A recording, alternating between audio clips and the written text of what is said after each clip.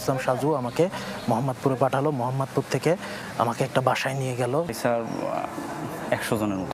আসসালামু আলাইকুম বন্ধুরা, বিসিএস পরীক্ষা দেশসেরা সর্বোচ্চ মেধাবীদের খুঁজে বের করার মাধ্যম হচ্ছে এই বিসিএস পরীক্ষা। কিন্তু আমাদের বর্তমান বাংলাদেশে এই বিসিএস পরীক্ষার প্রশ্ন ফাঁস হচ্ছে। চ্যালেঞ্জ 24কে সেলুট জানাই, তাদেরকে বাহাবা জানাই। তারা অনেক সাহসিকতা দেখিয়েছে, তারা অনেক সুন্দরভাবে প্রকাশ করে দিয়েছে। তারা খুঁজে বের করেছে যে বিসিএস পরীক্ষার প্রশ্ন ফাঁস হয়। তারা এমন দুইজন ব্যক্তির সাথে কথা বলেছে, তারা এই বিসিএস এর প্রশ্ন ফাঁস হওয়া প্রশ্ন দিয়ে তারা বিসিএস পরীক্ষা দিয়েছিল। শুনুন তারা কি বলে। সাজিদুল ইসলাম সাজু আমাকে মোহাম্মদপুরে পাঠালো। মোহাম্মদপুর থেকে আমাকে একটা বাসায় নিয়ে গেল। বাসায় নিয়ে যাওয়ার পরে ওখানে আমাকে সকালের দিকে 200 মার্কের এমসিকিউ দিল। ওইটা আমি পড়লাম। পড়ার পরে হলে গিয়ে দেখি কমন পড়ছে। 2 লাখ টাকা কন্ট্রাক্ট হয়েছিল, পরে আমাকে নিয়ে গেছিল। আমার ওই রুমে স্যার 8-9 জন স্যার। ওই বাসায় কতজন? ওই বাসায় স্যার 100 জনের মতো স্যার। তো আসলে বন্ধুরা, আপনারা কি বুঝলেন? আমরা যে বাংলাদেশের নাগরিক, আমরা যে 30 লক্ষ শহীদের রক্তের বিনিময়ে আমরা এই বাংলাদেশ পেয়েছি, আমরা কি এই বাংলাদেশ চেয়েছিলাম?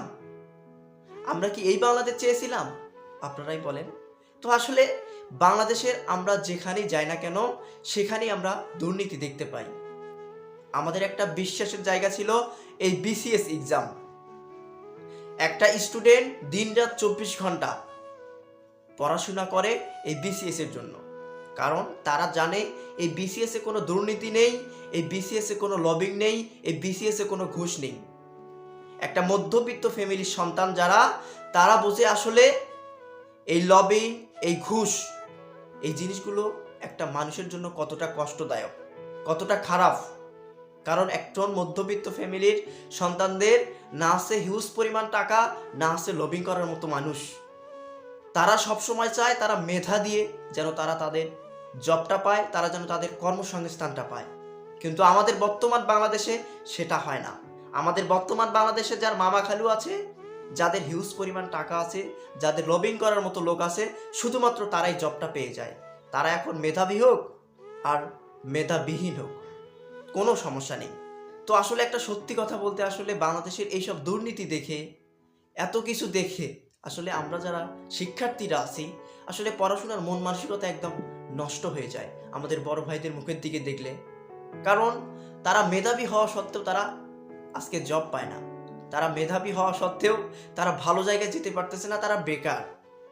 তো তাহলে কি আর বলবো ভাই, আসলে মূলত আমি যদি আমার ব্যক্তিগত মতামতটা প্রকাশ করি, আমি মূলত পড়াশোনা যে করতেছি, তো এটা জাস্ট আমার নিজের জন্য। এখন আমার যে সরকারি চাকরি হবে বাংলাদেশের বুকে, এটা আমি কখনো আশা করি না।